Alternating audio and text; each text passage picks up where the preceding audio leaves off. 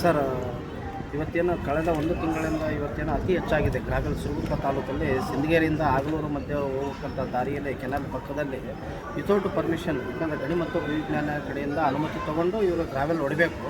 ಆದರೆ ಗಣಿ ಮತ್ತು ವಿಜ್ಞಾನ ಅದು ಇಲಾಖೆ ಗಮನಕ್ಕಿದ್ದರೂ ಕೂಡ ಇದೇನೇ ಏನು ಕತೆ ಗೊತ್ತಾಗ್ತಾ ಇಲ್ಲ. ಎಲ್ಲರ ಅಧಿಕಾರಿಗಳು ಕಣ್ಣು ಕುಂತಿದ್ದಾರೆ. ಏನು ಕತೆ, ಯಾವುದೋ ಒಬ್ಬ ಬಂಡ್ಯಾಗ ರೈತ ಒಂದು ಗರಸಕ್ಕೆ ಬಂದ್ರೆ ಉಸಿಯಕ್ಕೆ ಬಂದ್ರೆ ಅಂತದೇ ಅವನ್ನ ಡಕಾಯಿನ ಥರ ನೋಡಿ ಅರೆಸ್ಟ್ ಮಾಡ್ತಾರೆ. ಇದು ರಾಜರೋಷವಾಗಿ ನಡೀತಾ ಇದೆ. ಇವ್ರ ಮೇಲೆ ಯಾಕೆ ಕ್ರಮ ಕೈಗೊಳ್ತಾ ಇಲ್ಲ ಅಧಿಕಾರಿಗಳು ಅಂತಂದೇಳಿ ಒಂದು ಸಾರ್ವಜನಿಕರಿಗೆ ಒಂದು ನಿಗೂಢವಾಗಿ ಪ್ರಶ್ನೆವಾಗಿ ಕಾಣ್ತಾ ಇದೆ.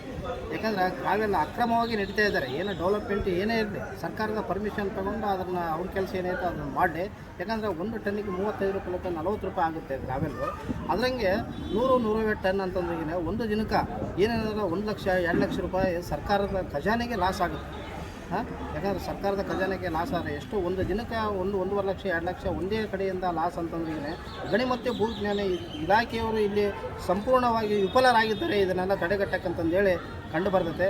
ಅದಕ್ಕೋಸ್ಕರ ಅಲ್ಲಿರ್ತಕ್ಕಂಥ ತಾಲೂಕು ಆಡಳಿತ ಮತ್ತು ಪೊಲೀಸ್ ಇಲಾಖೆ ಇವ್ರನ್ನೆಲ್ಲ ಒಂದು ಇದು ಮಾಡಿ ಜಿಲ್ಲಾಧಿಕಾರಿಗಳು ಸಮಗ್ರ ತನಿಖೆ ನಡೆಸಬೇಕು. ಇವ್ರ ಮೇಲೆ ಸೂಕ್ತ ತನಿಖೆ ಮಾಡಿ ಅಂಥ ಪ್ರಭಾವಿ ವ್ಯಕ್ತಿಗಳು ಯಾರೇ ಇದ್ದರೂ ಕೂಡ ಅಂಥವ್ರ ಮೇಲೆ ಸೂಕ್ತ ಕ್ರಮ ಕೈಗೊಳ್ಳಬೇಕು. ಮತ್ತು ಇಲ್ಲಿ ಅಧಿಕಾರಿಗಳು ಯಾರು ತಮ್ಮ ಕರ್ತವ್ಯದಲ್ಲಿ ಲೋಪಗೊಂಡಿದ್ದರೆ ಅವ್ರ ಮೇಲೆ ಕಾನೂನು ರೀತಿಯಲ್ಲಿ ಸೂಕ್ತ ಶಿಸ್ತು ಕ್ರಮಗೊಂಡು ಇಂತಹ ಅಕ್ರಮ ಚಟುವಟಿಕೆಗಳಿಗೆ ಕಡಿವಾಣ ಆಗ್ತಾರೆ ಅಂತಂದೇಳಿ ಮಾನ್ಯ ಜಿಲ್ಲಾಧಿಕಾರಿಗಳ ಮೇಲೆ ನಮಗೆ ಅಪಾರವಾದ ನಂಬಿಕೆ ಮತ್ತು ಗೌರವವಿದೆ. ಮುಂದಿನ ದಿನಗಳಲ್ಲಿ ಇಂತಹ ಅಕ್ರಮ ಚಟುವಟಿಕೆಗಳಿಗೆ ಎಡಮಾಡಿ ಕೊಡಬಾರದು ಜಿಲ್ಲಾಡಳಿತ.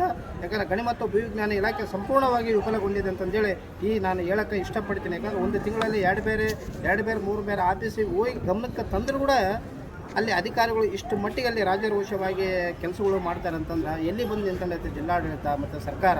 ಅಮಾಯಕರ ಮೇಲೆ ಕೇಸ್ ಹಾಕ್ತಾರೆ. ಇಂಥವ್ರ ಮೇಲೆಲ್ಲ ಮಾಡಲಿ, ಸರ್ಕಾರದ ಬೊಕ್ಕಸಕ್ಕೆ ಲಾಸ್ ಆಗ್ತದೆ.